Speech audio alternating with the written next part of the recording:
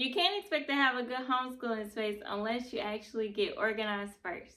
So let me tell you how I got organized. So for me, in my experience, I wasn't able to start worrying about what I'm going to teach her, how I want to teach, what supplies and materials I need to get in order to teach.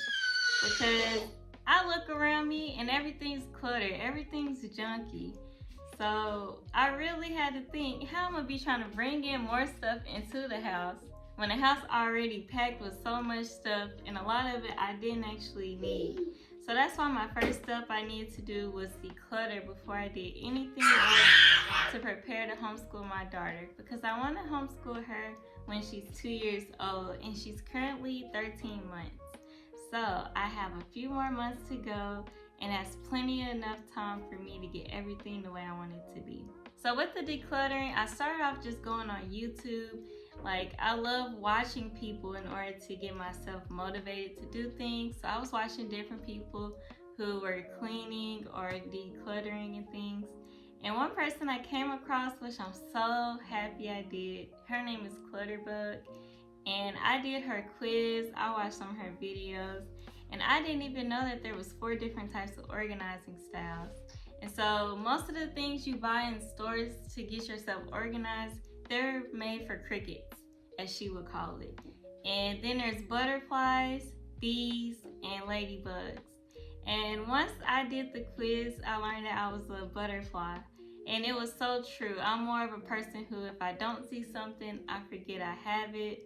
One thing she really said that stood out to me and was kind of like, embarrassing, was when she said that butterflies, if you come into their home, you typically know what they ate that day. You typically know what they used last. There's like a trail. And when I say like a trail, I mean like you go in the kitchen, you'll see a wrapper sitting out on the counter instead of being thrown away. You'll see a plate sitting on the counter and it have like some mustard left over on it, so you know that person ate something with mustard. You go in the kitchen, you'll see a jar of peanut butter on the counter.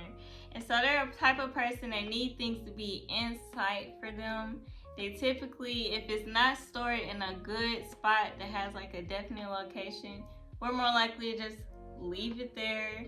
We complete a task and then we'll be on to the next task and forget to even, put things away or do closure with the actual task. A lot of it was very me, so I was non-detailed and highly visual. Once I learned that, it made so much sense. Even my husband, he's a bumblebee, which is the same as me, as visual, but he's more detailed, which I could tell that he was more detailed anyway just by his habits. But once I found out that, I watched a lot more videos, got myself way more motivated just by looking at the videos. She has videos about toys and everything. We're in an apartment, of course, and where my daughter's room is, that room before she got here, it was more of a guest room, storage room. So we were storing all our stuff in there, and we also had a full-size bed for the guests. But then, of course, we ended up getting a crib for her. I had to clean out the drawer in order to have her clothes in there. I had to make room in the closet for her stuff. But I never, during the process of me being pregnant, I never actually got rid of other people's stuff. I just more so made space for her stuff to come in there. And so now, with her being a year old, there's plenty of clothes that she outgrown. She actually had too many clothes. So I kind of went down in the amount of clothes that I stored for her, but I stored enough to make sure if we were to have another daughter in the future, she would have enough clothes. But I did that. I've started only buying toys that have like multi-use purposes. So instead of buying like a toy and you just push buttons on it all the time, that's only one purpose for it. But instead you get something like blocks or something where she can like use it for one thing one day and something else the other day. But what my process of decluttering looked like was I went through her clothes and I gave a whole bunch to a lot more other pregnant sisters that I know. That helped a lot. And she only has 2 feet, so she didn't need that many baby shoes. And a lot of the shoes that she had, She wasn't wearing shoes before she walked like that. Maybe because it wasn't cold, but I didn't really put shoes on her for most of her life before she was walking. Only when she started crawling is when I started putting shoes on. So yeah, I went through her clothes, I went through our clothes. I went through the bedding. I got rid of old pillows that were stained and I knew we weren't ever gonna wash them. We didn't need all these multiple sets of bed sheets. I got rid of a lot of stuff from college. When I moved here originally, I just graduated from college. So I had brought all of that with me, and I don't need resume paper. I didn't want to get rid of it, but like, why do I need resume paper? Who's printing out resumes and handing them to people? Not at this point, but it's some nice paper. But yeah, I got rid of that. A lot of stuff I either just straight up threw it away if it was no good, or I donated it to Goodwill, or I just gave it to somebody I knew who needed it. And then once I did that, that wasn't enough.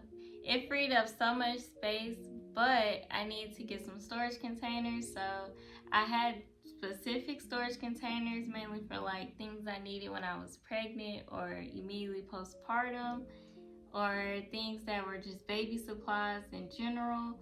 And then I'm gonna have another tote that just has all her clothes put in one spot.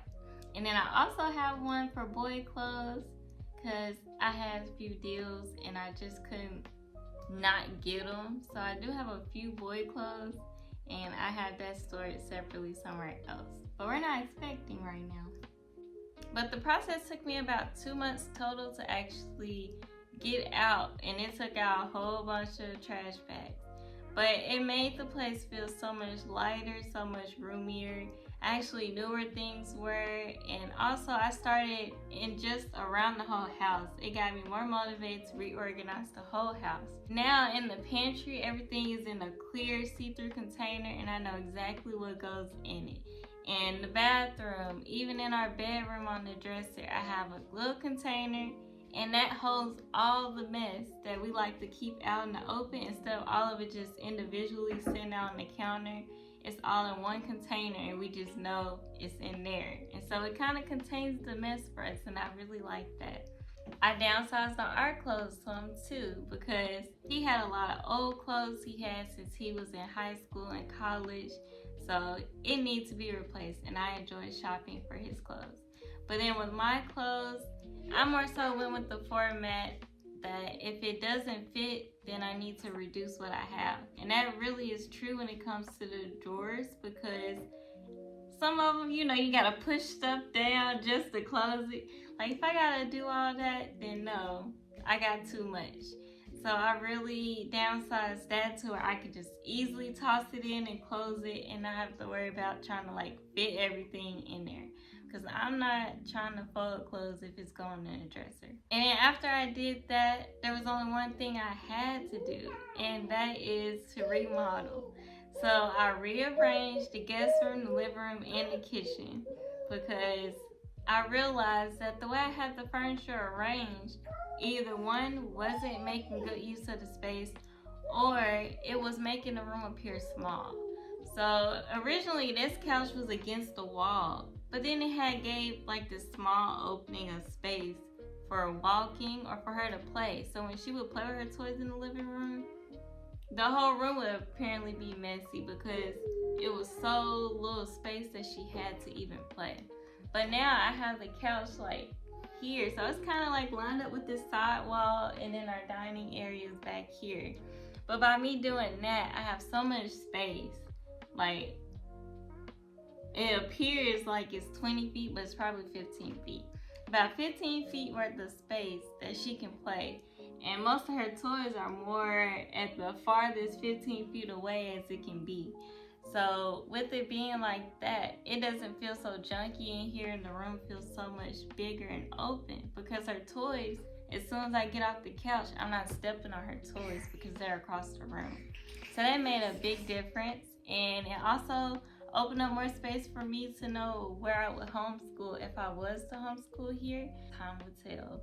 But if I do homeschool here, then I will be homeschooling in the corner over here. I'll create a nice homeschooling space. Decluttering and reorganizing really helped out a lot with making this place feel brand new, and I recommend it for anyone before they start trying to homeschool or bring in homeschooling materials. First, get your place reorganized and restructure it to where you can make space for homeschooling and it doesn't feel like it's overloaded or overwhelming because you did reduce already. And by the way, if you're interested in starting to homeschool and you're looking for some nice, high quality, free resources for homeschooling, then I have a list of my favorite homeschooling resources that are free linked in my description. So definitely check that out if you're interested. Excuse my daughter, she's smacking on some applesauce for fun in the background. I really do think that should be the first step because it's so easy to get caught up in overconsumption. And also watch that too when you're actually shopping for your homeschooling. Try not to bring in too much, but bring in enough that it makes the place welcoming, but not overwhelming and not overcrowded. So if you enjoyed this video, please consider subscribing, and I would love to have you here on my channel. Bye!